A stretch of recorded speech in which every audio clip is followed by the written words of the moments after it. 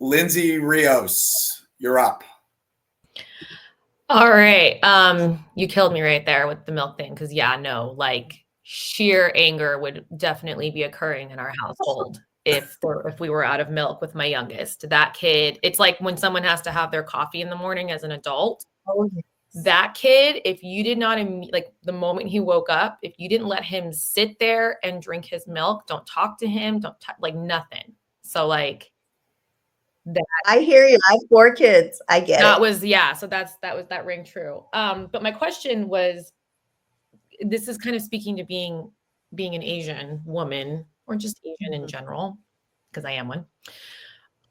How pleasantly surprised I am with how in touch you seem to be emotionally. You talk all about all this naked honesty and vulnerability, which is extra difficult for an Asian cult, someone from an Asian background. So I'm so curious to figure out how you like tapped into that. Thank you for asking that. And I saw you were in the corner of my grid the entire time. So I had a question about your background. Oh, is it? No, you. Your face. Me. Oh, okay. Everyone always wants to know about the. I mean your ethnicity and your background. Yeah, Rios is just my married name. Don't get confused. I talk a lot about that in my book. That in the 8th grade, so I immigrated when I was 6 from Taipei, Taiwan, and I didn't know the language at all. I felt like a real outsider for most of my elementary school years. And the gift of being an outsider is I got to really study how the inside works. Because when you're on the periphery, you just watch. And I realized I had that fascination in what makes people tick at a really early age. And I saw the extroverts, the girls that had the big personalities, the confidence, they got all the people around them and they got lots of people to do what they wanted. They just went for it. And I found that fascinating. And in 8th grade, I made a decision. I still remember it as if it was yesterday on the blacktop during recess, that I'm not going into high school as the shy brown girl in the corner anymore. I'm not going to do that. And I think in a way that was my first fuck yes clarity life brief. I made that decision and I wasn't. By the time I got into high school, by the time I came out of high school, I was ASB president, homecoming princess, prom queen, varsity soccer player. But it wasn't until 2020 that I realized I had this guilt by assimilation. I realized that decision to assimilate and become big at first was a survival mechanism, but then it became my path to achievement.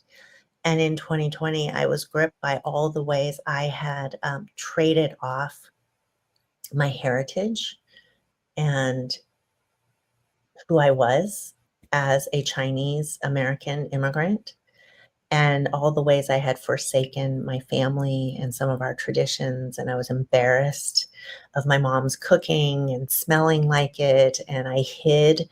I asked my parents never to speak to me in Mandarin in front of my friends. All these things came rushing out.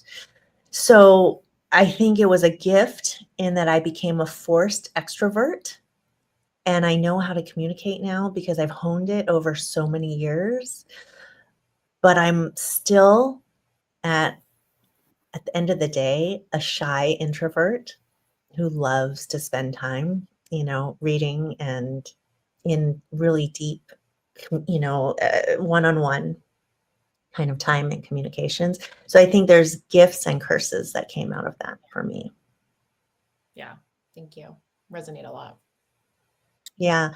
And then this whole practice of what do you want goes against everything cultural, every cultural cell in my body, right, which is you put society first, your family first, everyone first. And in Asian culture, if you're a woman, you're pretty Doesn't much matter dead what you body. want. It does not.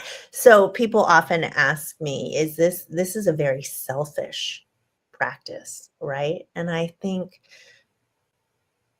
it is a very self-centered practice. And I mean that literally. You are centered in yourself.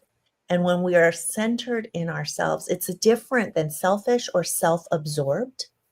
But when we are centered in ourselves, we actually end up serving everyone around us in a more generous and beautiful way. Because at the end of the day, what we all really want is to belong, is to see and be seen, is to have deep, rich connection. And that's my wealth brief, to be rich in relationship. And so I don't believe it's a selfish question at all to ask, what do you really want?